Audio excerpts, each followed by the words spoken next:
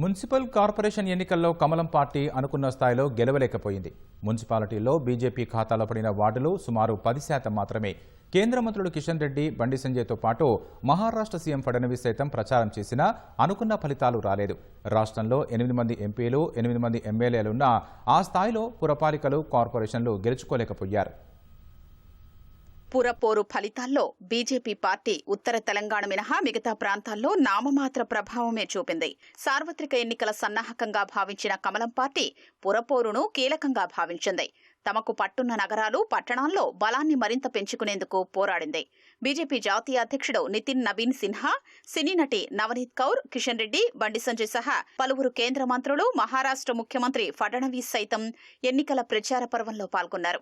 రాష్ట్ర ప్రభుత్వ పాలనలో లోపాలు, కేంద్ర ప్రభుత్వ పరంగా రాష్ట్రానికి చేస్తున్న సాయం గురించి వీరంతా విస్తృతంగా ప్రచారం చేసినా ఆ పార్టీకి పురపాలక ఎన్నికల్లో 10% వార్డులు మాత్రమే దక్కాయి.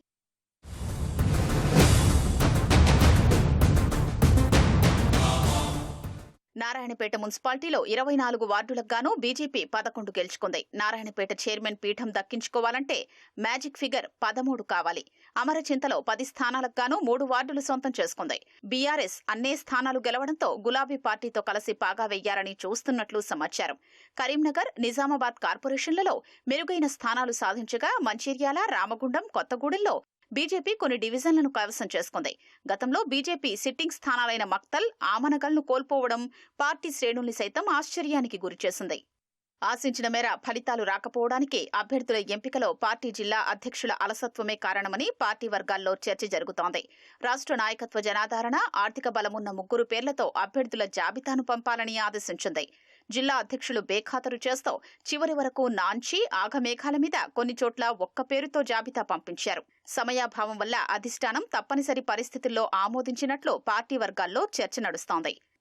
కరీంనగర్, నిజామాబాద్ ఎంపీలు తమ అభ్యర్థుల విజయం కోసం అహర్నిశలు కృషి చేశారు. వాళ్ల పార్లమెంటు పరిధి దాటిపోకుండా పార్టీ అభ్యర్థుల విజయం కోసం చెమటోడ్చారు. వచ్చిన మెరుగైన ఫలితాలు వారి పనితీరును ప్రతిబింబిస్తుండగా మిగతా ఎంపీలు, ఎమ్మెల్యేలు ఆ స్థాయిలో పనిచెయ్యలేదనే విమర్శలు వినిపిస్తున్నాయి.